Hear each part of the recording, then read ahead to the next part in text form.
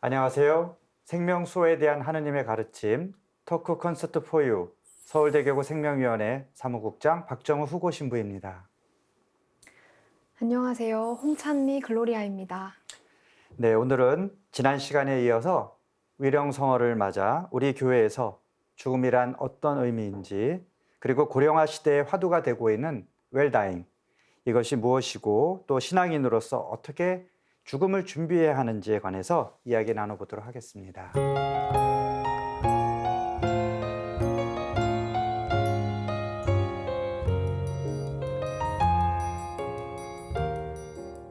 제가 수녀님 책에 대해서 좀 궁금증이 생겼는데 제목이 우선 너무 인상적이었어요. 죽음에게 물었더니 삶이라고 대답했다. 네. 이 책 소개를 좀 해주세요. 네, 제가 책을 가져 나왔는데요. 지난주에 제 생사학 네. 공부했다는데 제 교재와 스승이 돌아가신 그 많은 환자분들이었다 그랬잖아요. 교재도 그렇고 그래서 이 책은 그분들이 죽음이 무엇일까라고 하고 그분들이 사실은 답을 주셨어요. 그래서 제가 그분들에게 정말 그 죽어가는 가정, 저는 죽어보지 않았기 때문에 죽어가는 가정에 있는 분에게 당신들이 생각하는 죽음이 무엇일까 할 때 그분들이 그분들의 마지막 삶으로서 저에게 답을 주셨거든요.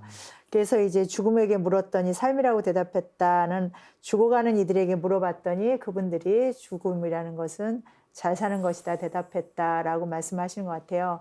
또 이 제목은 또 우리 강원남 소장님하고 죽음에 관한 세미나를 한 적이 있었거든요. 그때 우리 또 선생님이 이 제목으로 또 세미나를 또 열어주셨어요. 그래서 저희가 의기투합해서 이 제목을 했고 이 책 내용은 그렇게 죽어가신 분들이 죽기 직전에 쓰신 글과 그리고 젊은 엄마 아빠를 잃어가는 아이들의 이야기 그리고 또 아이들을 잃고 슬퍼하는 부모들의 이야기 그런 이야기를 좀 한 200여 편 담았어요. 그래서 그 많은 분들이 죽음이 뭐지? 어떻게 준비를 해야 되지? 돌아가신 뒤에 어떻게 그 사별의 어떤 고통을 이겨내지라고 할 때 좀 사례들 중심이기 때문에 많이 필요할 것 같습니다. 소장님께도 질문을 안 드릴 수가 없는데요.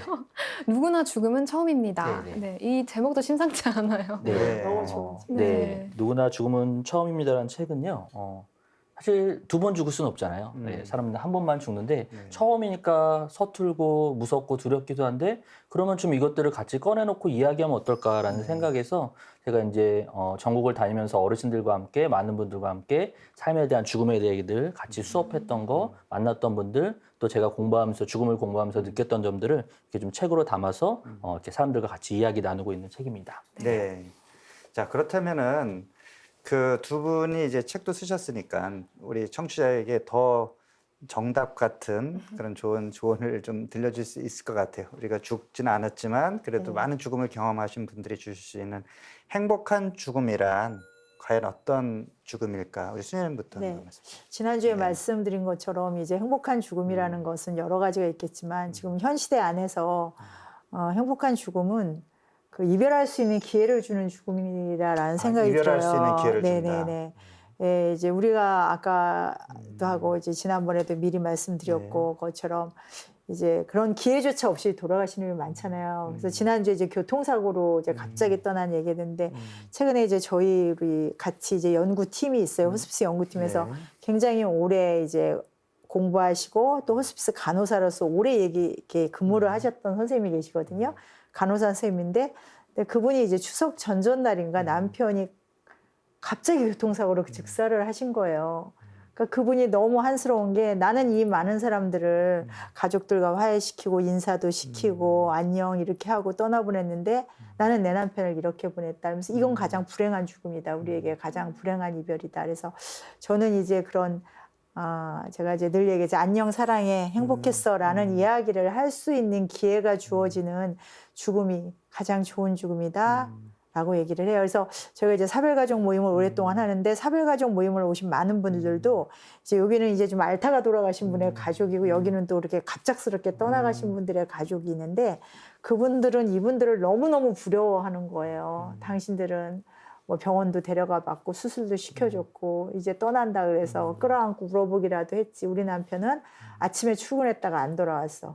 지리산에 갔다가 실족해서 죽었어. 그러면 이게 엄청난 이제 가슴에 아픈 상처로 남는 거예요. 그래서 저는 이제 현 시대에서 가장 사랑하는 죽음, 사랑하는 사람을 떠나보내는 행복한 죽음은 정말 최대한 옛날의 죽음처럼 할아버지가 돌아가실 때 정말 6살, 5살 먹은 손주들까지 와서 할아버지 손을 잡고 안녕히 가세요.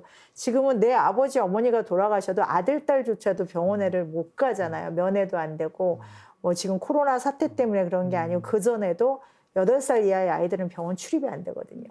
내 엄마가 떠나고 아빠가 떠날 때도 6개월쯤 중환자실에 있다가 떠나도 가서 엄마 잘 가, 사랑해, 안녕 이렇게 얘기를 못 하는 거예요. 물론 이제 그 다음에 더 문제는 그런 엄마 아빠의 죽음을 이제 할아버지 할머니가 아이한테 알리지 않는다는 거죠. 미국에 유학 갔다, 영국에 공부하러 갔다 이러고 그 아이를 그냥 성장시키는 그게 이제 어느 게 가장 행복한 죽음이냐라기보다는 제가 어느 게 가장 불행한 죽음이냐 거꾸로 했을 때 그런 것들이 너무 아픈 죽음이 아닐까라는 생각을 좀 많이 하게 돼요. 사실 불행한 죽음이라고 우리가 부를 수 있는 죽음도 많이 있어요. 그렇죠. 그렇죠? 네, 뭐 사고사라든가. 네, 네. 그리고 어떤 분들은 너무 생활고에 시달리다가 네. 그냥 자기 장례비만 딱 남기고 네, 스스로 네, 네. 목숨을 끊는 예. 분도 계시기도 하고 너무나 이제 큰 고통 속에서 긴 병을 앓고 있고 이러면 차라리 예. 사는 것보다 죽는 게 좋겠다. 그런 이제 이런 생각 생각을 많이 하시는 하시죠. 분들도 있는데 그런 분들한테 강 소장님 어떻게 얘기를 해주면 좋을까요? 그거는 아마 개인의 죽음 준비로는 조금 어려울 것 같아요. 내가 아무리 몸이 아프고 네. 정말 힘들건데 그래도 우리가 잘 살아야 됩니다, 어르신. 네, 우리가 죽음은 삶의 완성의 순간이기 때문에 그래서 그런 부분들은 사실은 개인의 죽음 준비도 중요하지만 저는 사회적 준비가 더 필요하다고 봅니다. 그래서 이웃 사람들의 관심과 사회복지적인 제도와 그다음에 아까 말씀드렸던 호스피스 완화의 도움들과 이런 것들이 그래서 그거는 우리 사회가 도와줘야 될 부분들이 아닐까라는 네. 생각들이 좀 듭니다.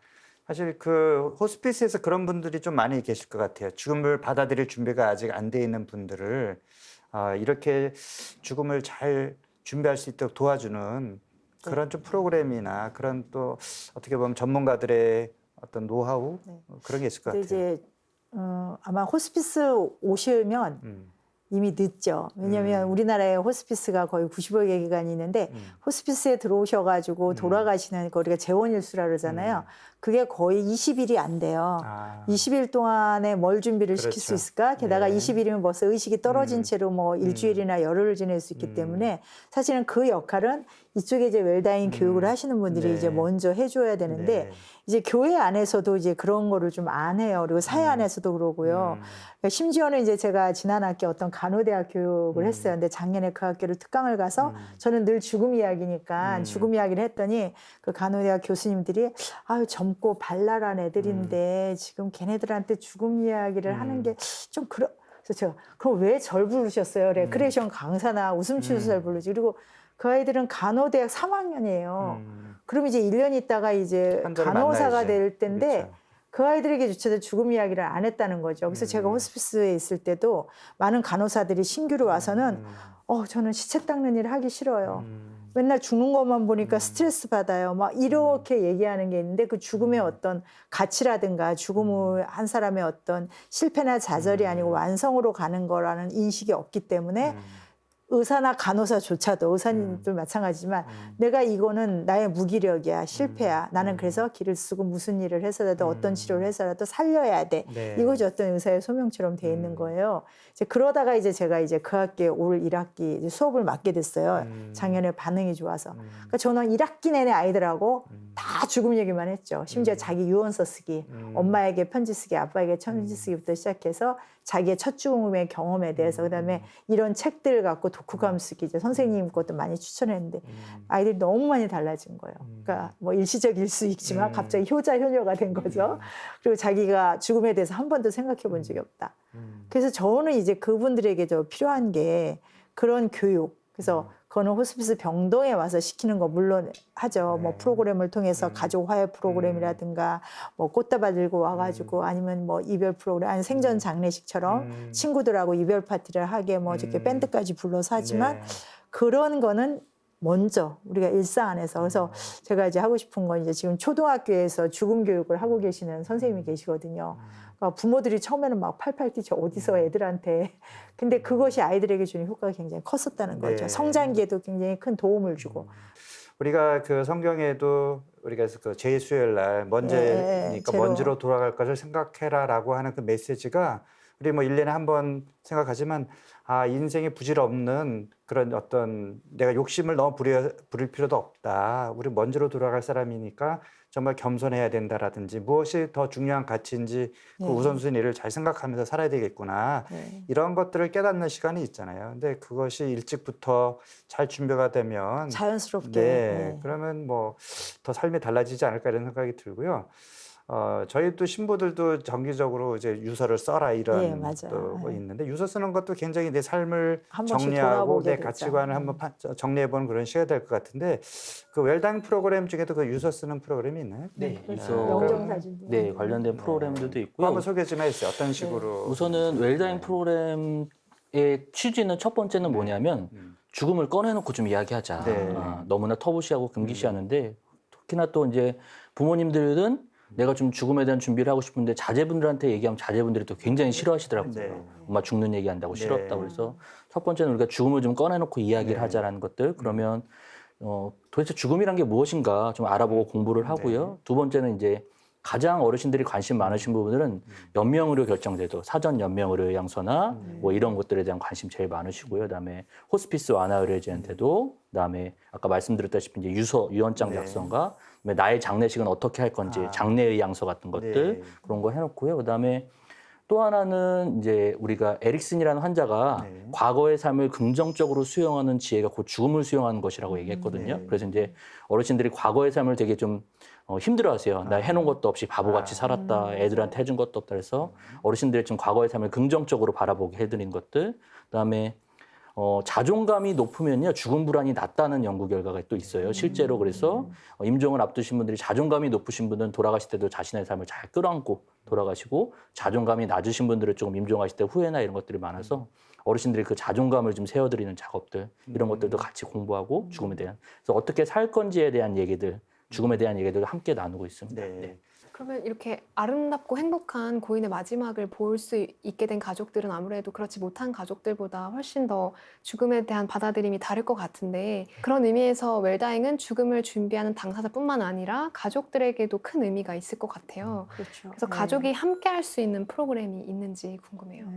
물론 이제 돌아가시기 전에는 이제 각 호스피스 병동에서는 특히 이제 가족 프로그램을 많이 해서 우리 지금 찬미 씨가 이제 이름이 찬미라서 그런데 저는 이제 하는 것 중에 그분의 삶을 찬미해줘라라고 얘기를 해요.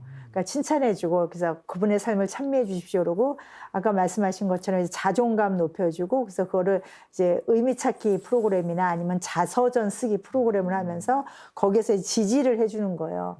그래서 이제 그분을 전체적으로 삶을 찬미해 주는 게 이분이 그래도 내가 헛살진 않았네. 애들로부터 이런 대접을 받았네. 그러니까 우리가 이제 좀 사회적으로 이제 그 감옥을 여러 번 드나들었던 사람에게 했던 프로인데 그분도 나중에 이 프로그램을 하고 나서 제가 쓰레기같이 살지만은 않았네요. 그래도 저도 하늘나라에 가서 하느님 볼 면목이 있겠네요라고 했거든요. 처음에는 이제 계속 자존감이 떨어지고 감옥을 하도 여러 번 드나들었기 때문에 그런 게 있었고 그 다음에 이제 돌아가신 후에 가족들에게 주는 영향도 가족들이 내 가족이 어떻게 떠났느냐가 영향을 받는 것처럼 그건 아이들에게서 제가 많이 봤어요. 아이들이 이제 어른들의 죽음에서 배제된다 그랬잖아요. 근데 이제 호스피스는 안 그렇잖아요. 끌어안은 채로 자장자장하고 떠나고 뭐 엄마 하늘나라 가서 별이 돼서 날 지켜줘야 돼. 엄마 사랑해 이러면서 이별을 하잖아요. 9살 아이가 이제 떠났어요. 이제 저쪽에 있는데 그 친구의 이제 7살 먹은 남동생이 이제 사무직 끝나고 와가지고 수현님 저거 형이 너무너무 좋은 데가 있다고 얘기를 하는 거였어요. 내가 어떻게 알아 했더니 꿈을 꿨는데 형이 이제 하얀 옷을 입고 꽃밭이 있는데 막 돌아다니면서 자기를 끌어안더니 누구누구야 여기가 형이 사는 곳인데 얼마나 좋은지 아니? 내가 구경시켜줄게 하면서 자기 손을 잡고 막 돌아다니더라는 거예요. 형이 가는 데가 너무 좋은가 봐요. 너무 기뻐요 라고 얘기를 해요. 근데 어떤 중환자에서 오래 있다가 돌아가신 할머님이 이제 며느님이 이제 이거 좀 풀어달라 그랬는데 며느님은 또 권한이 없잖아요. 아드님들이 우선이고. 그래서 그거를 못 해드린 거예요. 그래서 계속 그게 가슴이 아팠는데 돌아가시고 나가지고 이 며느님이 꿈을 꿨는데 자기가 그렇게 묶인 채로 누워 있고 소복을 입고 머리를 푼 시어머니가 위에서 이렇게 내려보면서 피를 철철 흘리면서 막 욕을 하더라는 거예요. 그래서 말씀드린 것처럼 죽어가는 이들의 마지막 모습이 남겨진 일의 삶도 좌우하지만 그것이 이제 그 삶에 대한 생각의 투사가 꿈으로 나타나기 때문에 그런 것 같아요. 그래서 그런 프로그램을 통해서 그래서 이제 저희가 사별가족 프로그램을 통해서 그렇게 안타깝게 이별한 사람들에 대한 이제 프로그램을 이제 10주 동안 진행을 하고 있어요. 물론 뭐 편안히 잘 떠났다 안녕 하고 떠난 분들도 회한이 많으니까 이제 그분들에게도 그래서 고인의 이야기와 고인의 그런 사항들에 대해서 한번 재조명을 해주는 재발견을 하는 그런 프로그램을 또 사후에 하고 있어요. 호스피스 쪽에서는. 굉장히 치유 효과가 클 것 그렇죠. 같아요. 예, 네. 예, 예. 그리고 내가 혼자가 아니라는 생각 속에서 그렇죠. 고인도 예, 떠나갈 예, 수 예. 있고 네. 네, 그러니까 가족들에게 돌아가신 분은 위로가 살릴 되고. 수는 없지만 그렇죠. 돌아가신 분에게 갖고 있는 나의 생각과 내 감정은 내가 바꿀 수 있거든요. 그렇죠? 그래서 그 작업을 해드리는 거예요. 네. 시모님, 저희가 이제 시모님께 질문을 드리고 네. 싶은데요. 불교는 윤회 사상이지만 네. 교회는 우리가 믿는 신앙 안에서는 저희가 죽으면 천국, 연옥, 음. 지옥 중 어딘가에 네. 갈 것이다라고 하는데 사후 세계에 대해서 시모님 정말 죽으면 저희가 안 죽어봐서 잘 이 모르겠지만 질문- 모르겠지만 그래서 이제 과거에는 사실 신학이라는 것도 우리가 하느님을 알아가고 또 우리 인간과 어떤 세상을 잘 이해하면서 이렇게 발전하는 그런 측면이 있거든요. 그래서 과거에는 이렇게 뭐 천당, 연옥, 지옥을 공간적인 개념으로 생각했다면 지금은 어떤 상태라고 하는 어떤 관계의 개념으로 이제 신학자들이 생각을 합니다.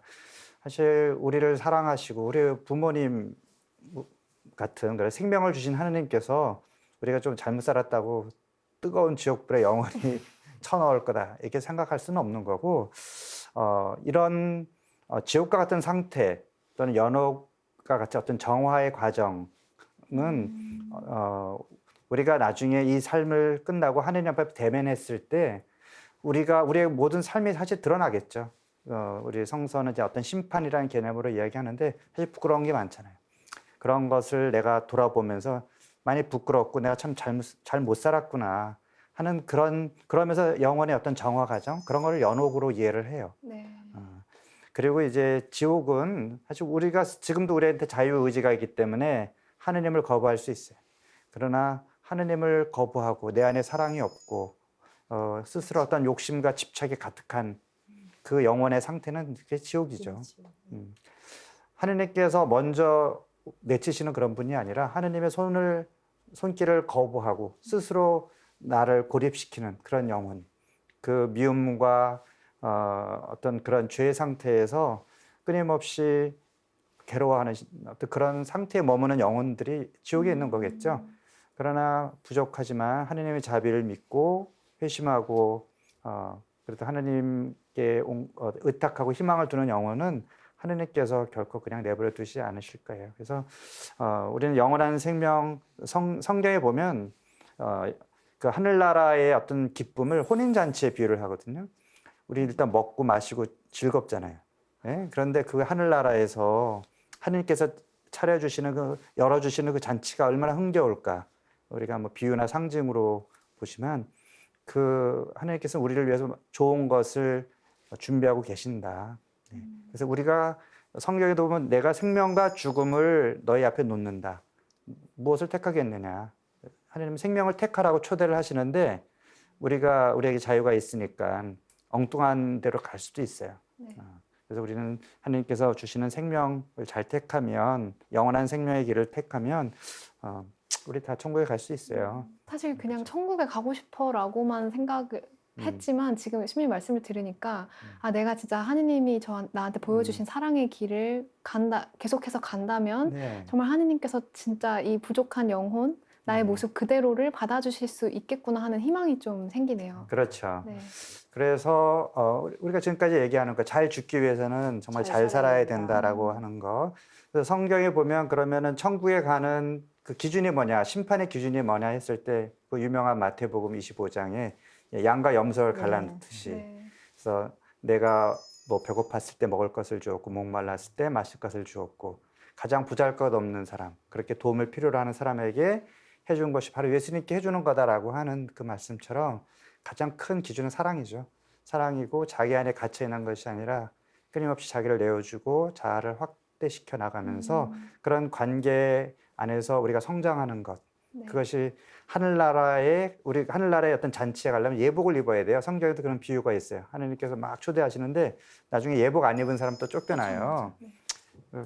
물론 자비하신 분이지만 적어도 우리 편에서 준비해야 될 부분이 있죠. 예복을 잘 갖춰 입는 일, 그게 그런 사랑의 삶을 상징적으로 보여주는 그런 성서 구절이 아닐까 생각해요. 수님 어떻게 생각하세요? 네, 저도 이제 그 많은 어르신들이나 네. 돌아가시는 분들이 내가 천국에 갈 수 있을까? 막 이렇게 얘기하고 천국 가려면 어떻게 살아야 돼? 라는 이야기를 할 때 이런 예를 들어요.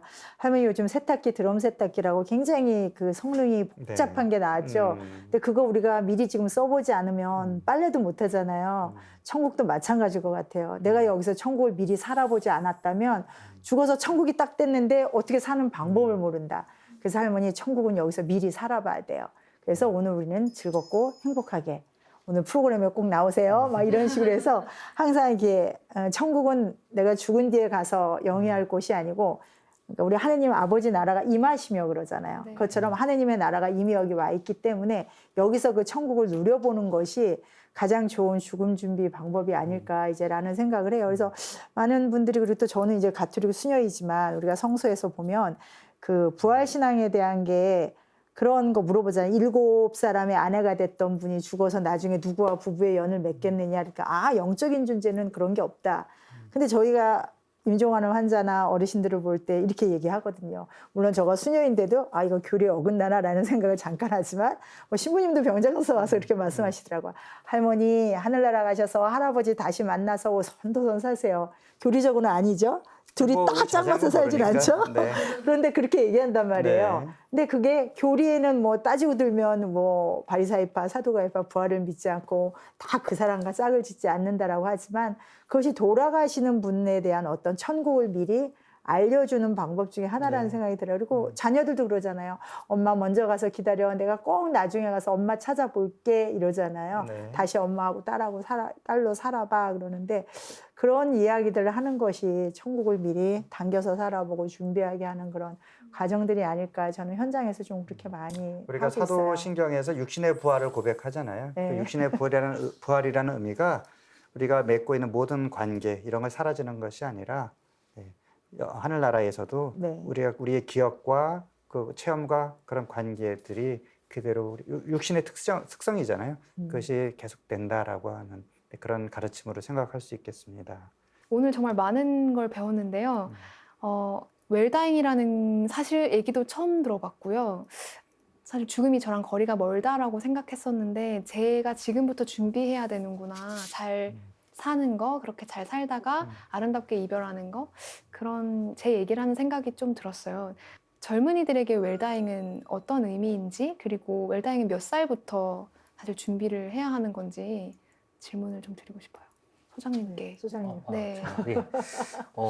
인디언 속담에 그런 말이 있더라고요. 내일이 먼저 올지 다음 생이 먼저 올지 우리는 알 수 없다라는 얘기를 한 것처럼 그래서 제가 웰다잉 수업을 하다 보면은 어르신들께서는 이 수업을 젊은 애들이 좀 들었으면 좋겠대요. 그래서 죽음을 통해서 삶의 소중함을 깨닫고 앞으로 좀 잘 살았으면 좋겠다. 네. 우리는 시간이 너무 많이 흘렀기 때문에 젊은 애들이 이 수업을 들었으면 좋겠다라고 얘기하시고 또 젊은 분들은 우리 부모님이 들었으면 좋겠대요. 왜냐하면 자제분들이 이 얘기를 꺼내기가 조금 너무나 어렵고 힘들기 때문에 이런 얘기들 부모님이 들어주신다면 같이 좀 준비해놓고 이야기를 꺼낼 수 있을 것 같다라고 얘기를 하는 것 같습니다. 그래서 웰다잉은 꼭 뭐 제가 이 수업을 해서 그런 게 아니라 아까 수님 말씀하신 것처럼 젊은이들이나 아이들이나 어른들이나 누구에나 필요한 어떤 생명의 교육이 아닐까라는 생각들이 저는 좀 듭니다. 네, 그래서 마무리하면서 우리 각자 그동안의 죽음에 대한 얘기를 했는데 이렇게 무엇을 느꼈는지 앞으로 어떻게 살아야 되는지 혹은 또 두 분은 또 시청자들에게 또 어떤 조언을 해주실 수 있을지 한마디씩 부탁드릴게요. 죽음을 준비할 때 이제 저희 선배 수녀님이 이런 얘기를 해주셨어요. 우리가 사막을 가고 있는데 다 이제 너무 갈증이 나잖아요. 근데 어떤 분이 저쪽 어디에 이제 오아시스가 있다. 그래서 이 사람들이 이제 막 이제 그 뭐 이런 텀블러도 준비하고 뭐 컵도 준비하고 양동이도 준비했어요. 네. 근데 어떤 분이 에이 물이 있긴 뭐 있어. 며칠 동안 걸어도 물은 없었어. 그러고 이제 그냥 간다는 거예요. 근데 가니까 오아시스가 있는 거예요. 다른 사람들은 다 물통에 물을 담았는데 이 사람은 물을 담을 그릇이 없는 거예요. 그래서 제가 이제 그 호스피스 현장에 있고 저희 사별가족들을 만나면서 그 준비된 죽음이 했을 때 우리가 하늘나라에 가서 정말 그 천국을 만났을 때 그것을 누릴 수 있고 그렇지 않을까. 그래서 우리가 죽음을 준비하는 것은 신앙인의 삶 안에서는 그 죽음 이후의 삶, 새로운 삶, 어떤 영원한 삶에 대한 그런 그 마음가짐이라든가 이런 게 필요한 것 같아서 제가 이제 진짜 신앙인의 죽음을 많이 봤어요. 호스피스 병동에서 나는 죽음을 준비하는데 너희는 왜 임종경 안 하고 자꾸 이 병자를 위한 기도를 하느냐, 임종경 해달라. 자녀들을 다그치시는 분도 봤고 또 죽음은 준비하는 자의 축제이다 유서 쓰면서 아니면 뭐 친구들을 막 40명을 불러서 밴드로 죽기 전에 와서 봐라 괜히 죽은 뒤에 와서 소주병 따면서 울지 말고 그러시는 분 내 고향에 가서 200명 공소회장님이셨는데 200명 마을에 가네 모아놓고 200명에게 술 다 따라주고 고기 먹이고 그동안 너무나 나하고 70평생 살아줘서 감사하다. 그래서 제가 이제 지난주도 말씀드리고 아까도 말씀드린 것처럼 정말 그런 신앙인들의 그 삶과 죽음이 저에게 있어서 가장 훌륭한 저는 그렇게 못 죽을 것 같아요. 천국의 혼인잔치 같은 그런 비유가 실제로 그래서 이제 제가 항상 이렇게 있네요. 하는 게 죽음도 준비하는 자에게는 네. 축제이다라는 네. 얘기를 좀 많이 하게 축제다. 됩니다. 죽음은 네. 준비하는 자에게 축제다. 네, 네, 그래서 소장님 많이 말씀. 좀 하시면 될 것 같아요. 네, 저는 항상 수업 마칠 때 어르신들이랑 같이 나누는 인사가 있거든요. 네. 그래서 제가 어르신들께 잘 죽겠습니다 하고 인사드리면 어르신께서는 잘 살겠습니다라고 얘기를 해주세요. 그래서 네. 잘 죽겠다는 말은 곧 잘 살겠다는 말이랑 네. 똑같기 때문에 그렇게 인사 나누고 있고요. 그래서 제가 굉장히 좋아하는 기도가 뭐냐면 식사 후 기도예요. 식사 후 기도 때 이제 세상을 떠난 모든 이가 네. 평안식 얻게 네. 하소서 그래서 항상 고인들을 기억하는데 네.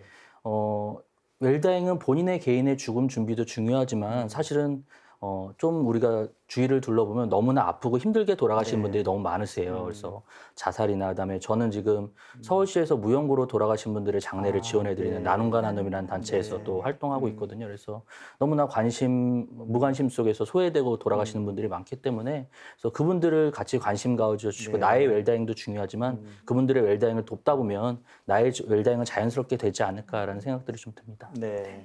찬배 씨는 어땠어요?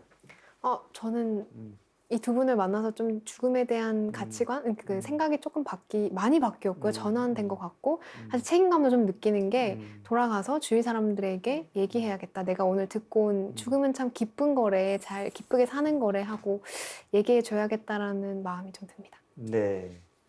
자, 어떻게 죽을 것인가는 곧 어떻게 살 것인가와 다르지 않습니다. 우리는 살아있는 매 순간을 치열하게 애쓰며 살고 있지만 가장 아름다운 삶은 이 마지막 순간, 이 아름다운 마무리를 잘 하는 데 있지 않나 생각합니다. 11월 위령성어를 위해 준비한 아름다운 마무리에 대한 이야기는 여기까지입니다. 토크 콘서트 for you 다음 시간엔 연명 치료와 존엄사에 대한 이야기로 찾아오겠습니다. 네, 함께 해주신 두 분, 마리아의 작은 자매회 손영순 까리타스 수녀님, 행복한 죽음 웰다잉 연구소 강원남 소장님입니다. 네, 저희는 다음 이 시간에 다시 찾아뵙겠습니다. 고맙습니다. 감사합니다.